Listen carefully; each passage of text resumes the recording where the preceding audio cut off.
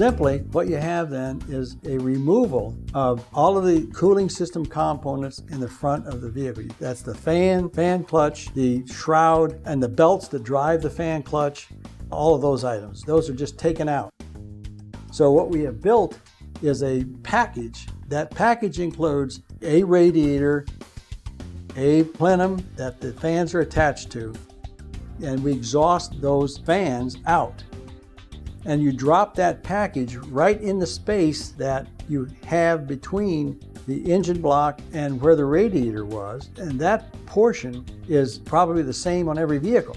But the complications come whenever you have to duct that air from coming through the radiator out the fans to duct that air out the sides of the vehicle, because all of the cabs are designed differently. Each vehicle is going to have a different design. And even though the air package is the same, getting the air ducted out the sides will be the difference. Now that would be the easiest way to go for the truck manufacturers, is to set that up where they drop the package in. For their particular model, they modify the hood to fit this system. In other words, it would put the holes in it, it would put the venting in it, and be a very simple structure.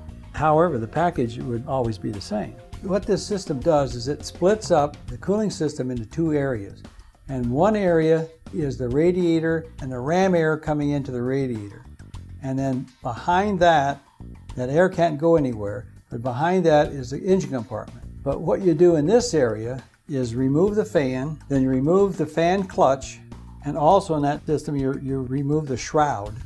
And the shroud is the piece that fits around the radiator but has a very close fit around the bladed fan. And then you add a plenum, and what the plenum does is the air comes in through the radiator, comes into this plenum area, and it goes into the fans, and the fans then direct the blower motors, and the fan actually turn the air 90 degrees.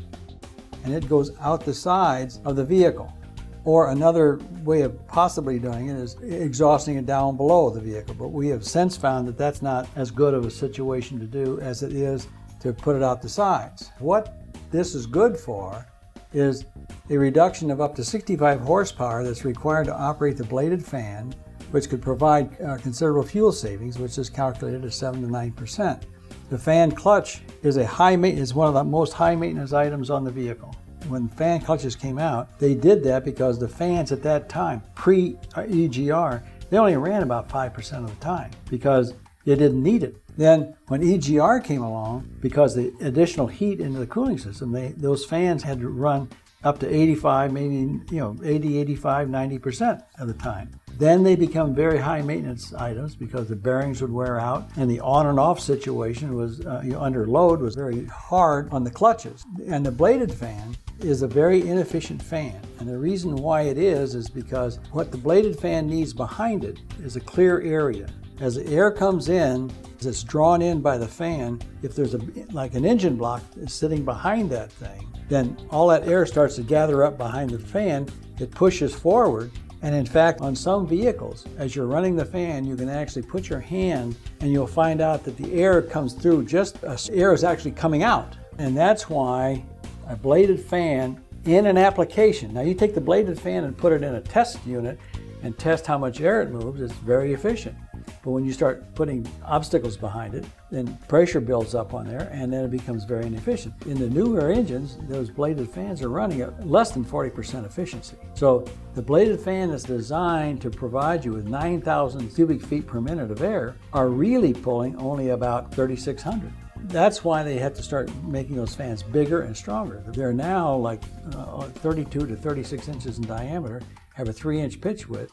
To pull that much air, well, that takes a lot of horsepower out of the engine to do that. Now, the second part of the system is cooling down the engine compartment. And to do that, we go to the cowl air induction. Now, this cowl air induction idea has been proven over years and years and years of use in NASCAR. Every race car you'll find will have cowl air induction. It's not so much for the engine compartment, but that air comes in and it goes to cool the brakes or to cool the train, some other area of it. What this does, the air comes in the back and goes out the front by Venturi effect. In other words, you have air flowing very fast along here and it sucks the air out of this engine compartment. And we've measured that flow, the volume of air in that engine compartment. We're pulling that out of there about every 30 seconds. And the real uniqueness of the system is the combining of the two cooling methods. One, taking the hot air out and blowing it out the sides and bringing the ambient air in to clear that out. Because remember, you only have 60,000 BTUs being generated under the hood. And when you take away that 650,000 that's continually coming in, is relatively simple matter. So that's essentially the way that the system works. It's a two cooling system method.